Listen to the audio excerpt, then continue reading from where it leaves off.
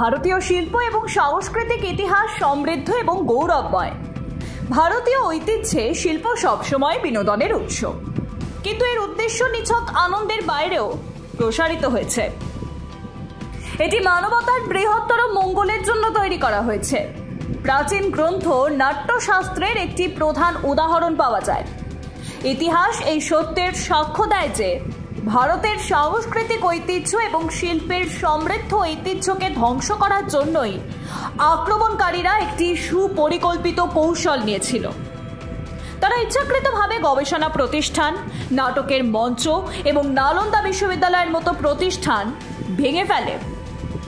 হানাদাররা বুঝতে পেরেছিল যে ভারতের শিল্প এবং সংস্কৃতি জাতির আসল শক্তি। এগুলো ভেঙে দিয়ে তারা ভারতীয় সভ্যতার ভিত্তিকে দুর্বল করে দিতে পারে। আমাদের সংস্কৃতির বিরুদ্ধে ষড়যন্ত্র চলমান। বর্তমানে বলিউডের একাংশ সেই বিষ সমাজে ঢালার কাজও করছে। এই ব্যবস্থাকে ধাক্কা দেওয়া দরকার। বিগত 70 বছরে ভারতীয় সিনেমায় প্রোপাগান্ডা অনুপ্রবেশ করেছে, যা মূলত বামপন্থী প্রকৃতির।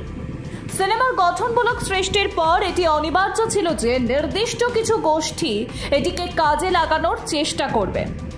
সিনেমার গোড়াপত্তন 1895 সালে।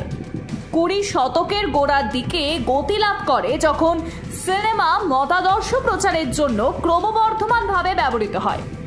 উল্লেখযোগ্যভাবে সোভিয়েত ইউনিয়নে এই প্রবণতা শুরু হয়েছিল।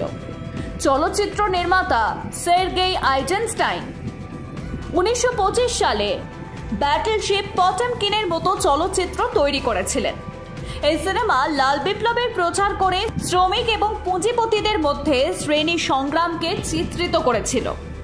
ভারতেও কমিউনিস্ট ধ্যান ধারণা ছড়ানোর জন্য প্রচারমূলক সিনেমা তৈরি হয়েছে। সাম্প্রতিক সময় ডার্লিংস, জানে জান, হাসিনা দিলরুবা এবং ব্যাড নিউজের মতো সিনেমা বিবাহ বহির্ভূত সম্পর্ককে বিনোদনের উপাদান হিসেবে চিত্রিত করেছে। একটা সময় ছিল যখন সোভিয়েত রাশিয়ার সঙ্গে যৌথ উদ্যোগে সিনেমা তৈরি হতো। এখন সেই রূপ বদলে বাস্তবধর্মী সিনেমার নামে অশ্লীলতা প্রচার করা হয়। অন্যদিকে বামপন্থী লেখকদের দ্বারা জাতীয়তাবাদী চলচ্চিত্রের সমালোচনাও করা হয়। আর্টিকেল 370, কাশ্মীর ফাইলস, বাস্তারের মতো জাতীয়তাবাদী সিনেমাকেই উল্টো দিকে প্রোপাগান্ডা বলে দাগিয়ে দেওয়া হয়। যদি মিশন কাশ্মীর বা উড়ির মতো সিনেমা রিলিজ করত, তাকেও প্রোপাগান্ডা বলে দাগিয়ে দিত toolkit gang.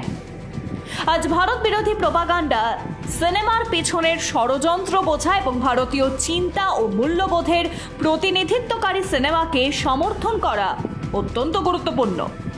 Bureau report, rhythm Bangla.